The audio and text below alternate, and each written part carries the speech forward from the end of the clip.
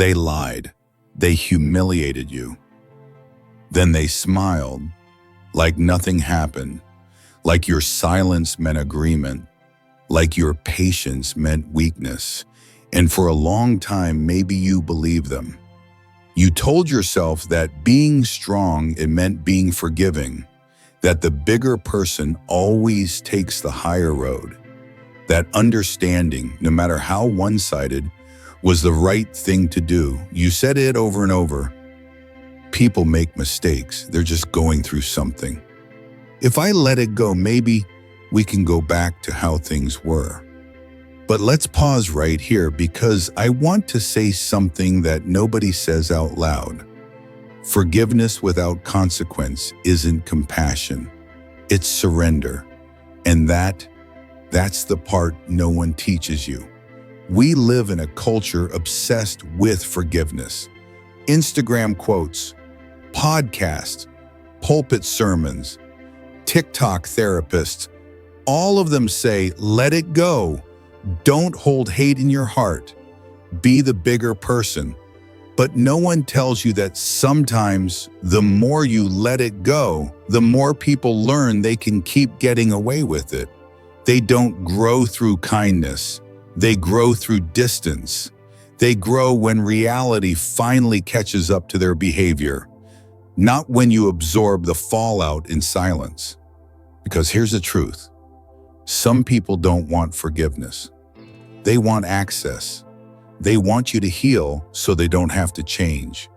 They want you to move on so they don't have to make it right. They want you to not be mad anymore so they can return to comfort without ever facing the discomfort of accountability. Let me be clear, this isn't about revenge. It's about clarity. It's not about bitterness. It's about boundaries. It's not about being cold. It's about choosing peace over permission.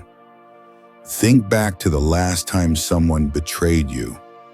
Maybe they lied. Maybe they ghosted. Maybe they said something cruel and later called it a joke. And when you finally confronted them, or maybe just pulled away, they came back with a familiar line. Can we just move on? Or the classic, I said, I'm sorry, what else do you want? But ask yourself, did they show any true remorse?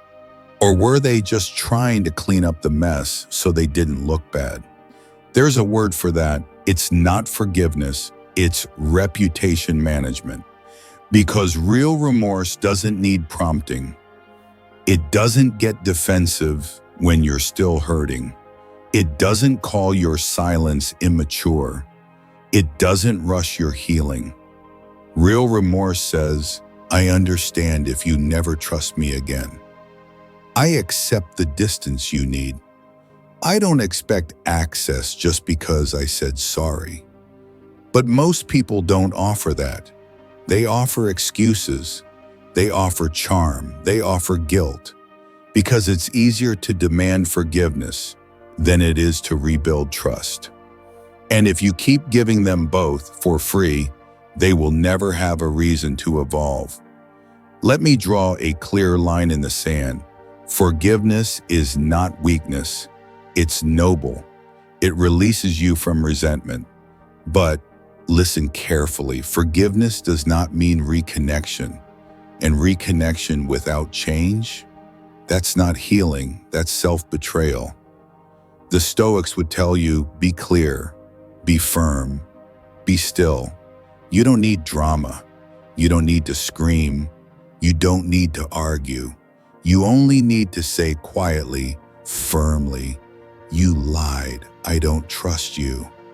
You disrespected me. I need distance. You crossed the line. I'm drawing one now. And here's the part that stings. You don't owe them a conversation. You don't owe them closure.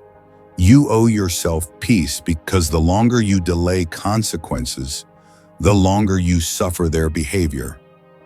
You're not hurting them by enforcing boundaries. You're finally stopping the hurt being done to you. Let them call you heartless. Let them say you are overreacting. Let them accuse you of being unforgiving. Fine, because only people who are comfortable disrespecting you will be offended by your boundaries. Let's talk real life. You've got a friend who forgets your birthday every year, but never misses a chance to expect a gift on theirs. A sibling who humiliates you in public, then shrugs and says, "Relax, it was just a joke." A partner who breaks the same promises over and over again, but always knows the perfect words to say after. At first you made excuses. They're tired. They didn't mean it. They're just under stress. But over time, that quiet inner voice grew louder. This isn't a slip-up. This is who they've chosen to be. And here's the hard truth. They're not fumbling. They're strategizing. Just enough sweetness to pull you back. Just enough guilt to make you stay. Just enough confusion to make you question your instincts. It's like standing in the rain and thinking you're caught in a storm until you realize someone's holding the hose. Let's pause for a moment. Breathe. Because I know this part hurts. I know you want to believe the best in people, that your patience will inspire them, that your love will fix them. But here's the Stoic truth. Love without boundaries becomes erasure. Forgiveness without consequence becomes enabling. And enabling? That's not kindness. That's fear, wearing a mask. Fear of conflict. Fear of losing someone. Fear of becoming the bad guy. But you are not bad for wanting peace. You are not cruel for asking someone to respect your space. You are not cold for saying, "I won't let you keep hurting me just because I love you." So here's where we start. We stop pretending that all apologies are equal. We stop believing that pain can be healed by pretending it didn't happen. We stop sacrificing our self-respect at the altar of someone else's comfort. Because here's what they don't tell you. You don't need their understanding to protect your peace. You don't need their apology to draw the line. You don't need their permission to say, "Enough." Let's cut through the noise. Anyone can say sorry.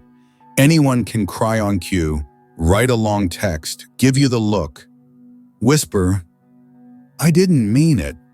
Promise they'll do better. Words are easy. Tears can be rehearsed. A sorry can be perfectly timed. But you know what never lies? Patterns. Not the isolated moments where someone shows up with just enough guilt to reset the clock, but the repeated behaviors they keep choosing even after you told them it hurt you. That's the truth. And it's been showing itself to you all along. Let's make this real. You have a friend, funny, generous, great when it's convenient, but somehow your pain is always a punchline. They mock your charm, your weight, your pin, then say, "Relax, I'm just joking." And every time you bring it up, they act confused. "Wow, you're really sensitive." Or worse, "You used to be able to take a joke. Now it's your fault. Now you're the problem." But deep down, a little voice whispers, they know exactly what they're doing, because if they didn't, why does it only happen when others are watching? Why does it always stop the moment you start pulling away? That's not clumsiness. That's calculated cruelty wrapped in humor.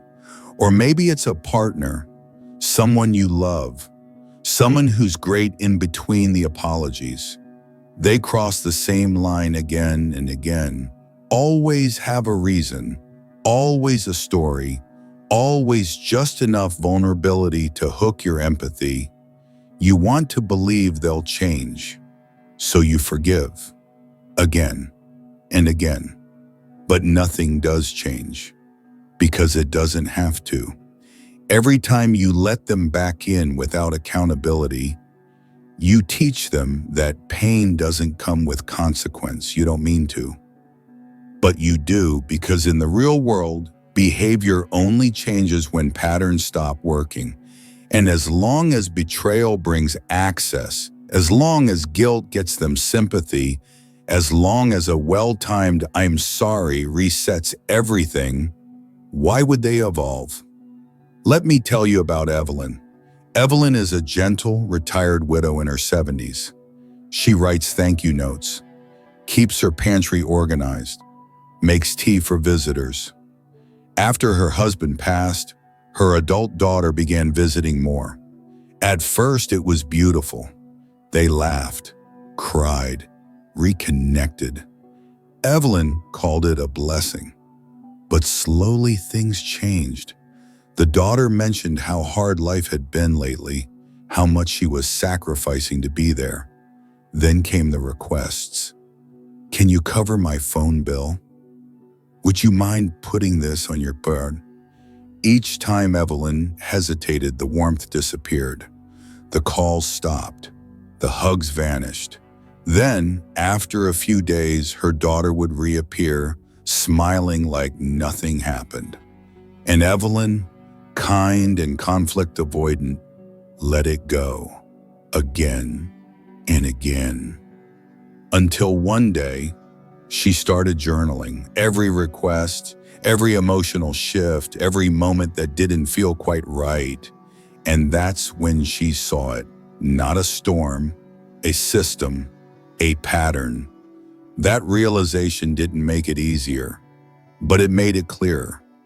Clarity is brutal, because once you see the pattern, you can't unsee it. And from that moment on, forgiveness without boundaries doesn't feel like strength anymore. It feels like betrayal of yourself. That's when something shifts. You stop saying, they didn't mean it, and you start asking, then why do they keep doing it?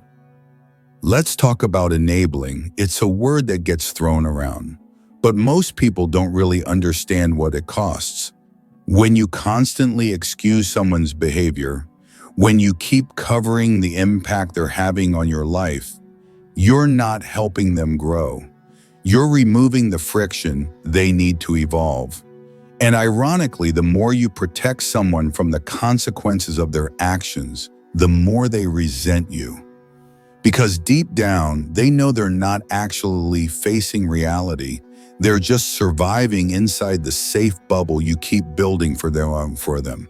You're walking on eggshells, you're absorbing damage, you're playing peacemaker again and again, and slowly you disappear. Your voice, your needs, your anger, your instincts, all watered down just to keep the peace. But let me ask you something. Is it really peaceful if you're the only one bleeding for it? Here's another truth nobody likes to admit.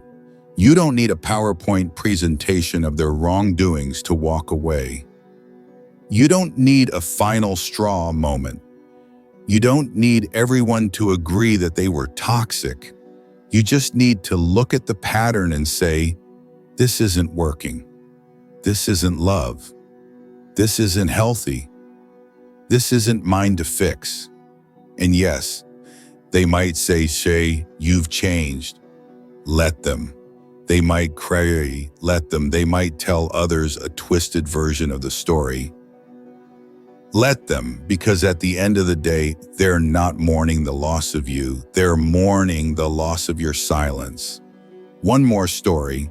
Carl is a quiet man in his 70s, soft-spoken, kind, the type of person who keeps extra coffee mugs just in case a neighbor stops by.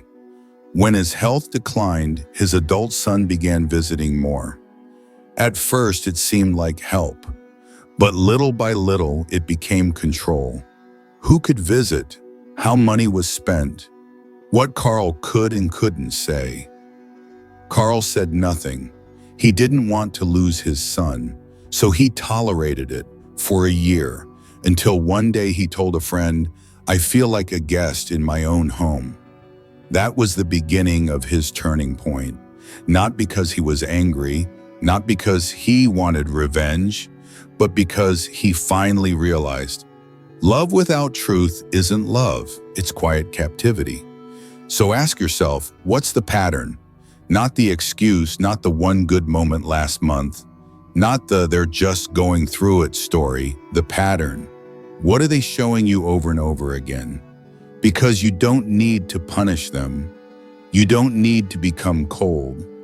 You just need to do one thing: believe the pattern and choose peace over potential, clarity over history, truth over performance. Because the people who really love you, they'll grow when you draw the line, not shrink when you stop erasing it. Let's clear something up, once and for all. Setting boundaries is not cruelty, it's clarity, it's character, it's self-respect.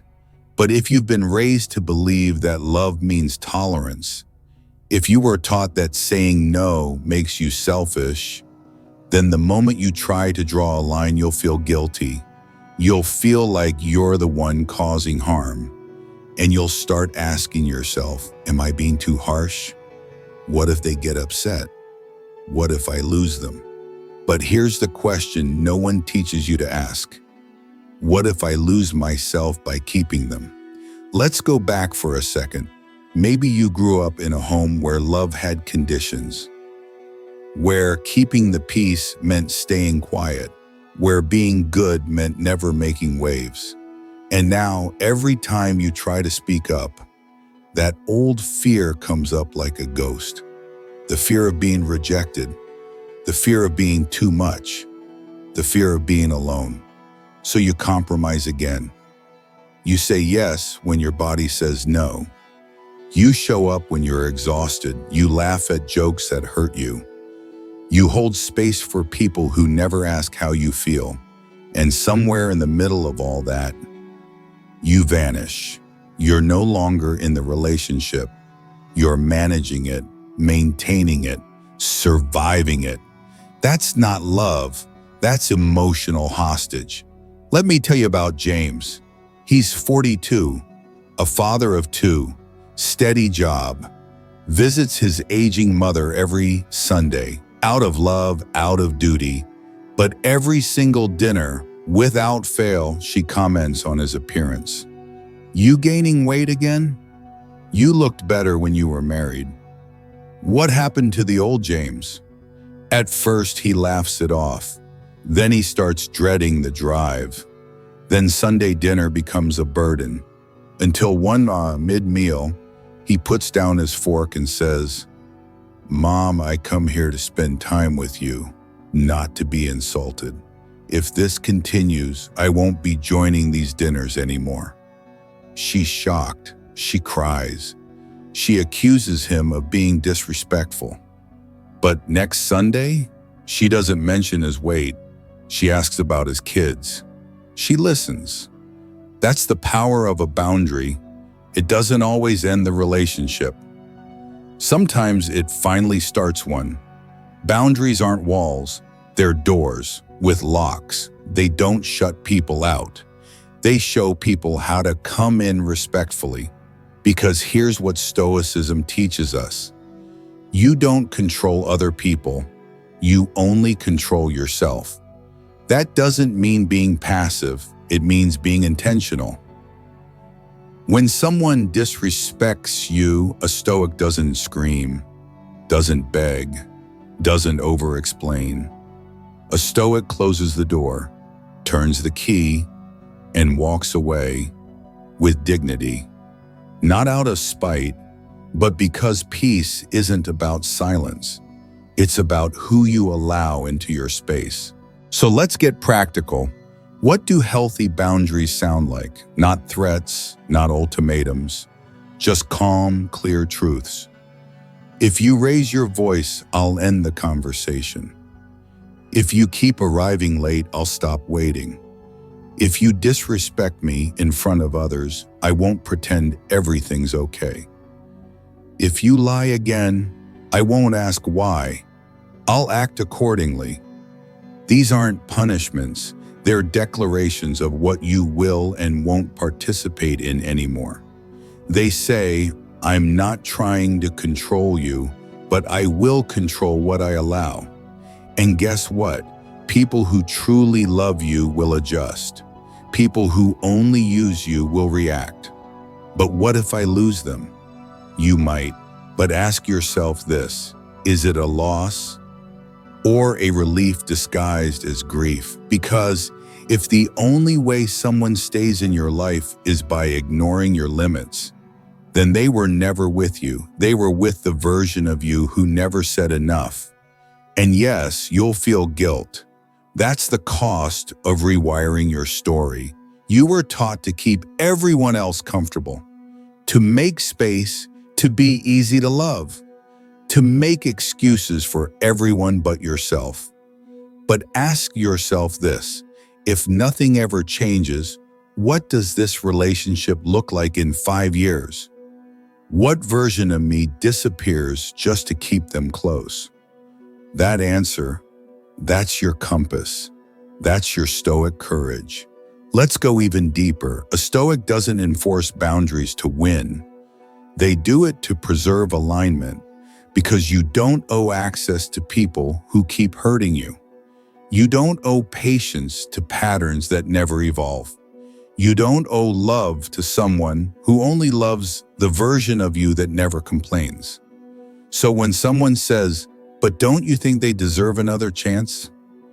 answer like a Stoic: "Maybe, but I deserve peace more." Let me leave you with this. There comes a moment in life where you stop waiting for the apology, waiting for the change, waiting for them to get it. And in that moment, something clicks. You realize you don't need their permission to be free. You don't need their understanding to set a boundary. You don't need their approval to protect your peace. You just need your own decision. You don't chase closure, you become it. You don't beg for peace, you enforce it. You don't repeat lessons. You let the consequences do the talking. And when they ask, "But don't you love me?" you answer, "I do. And that's exactly why I won't let you keep hurting me. Because I love you, but I love self too. And I refuse to disappear inside your dysfunction."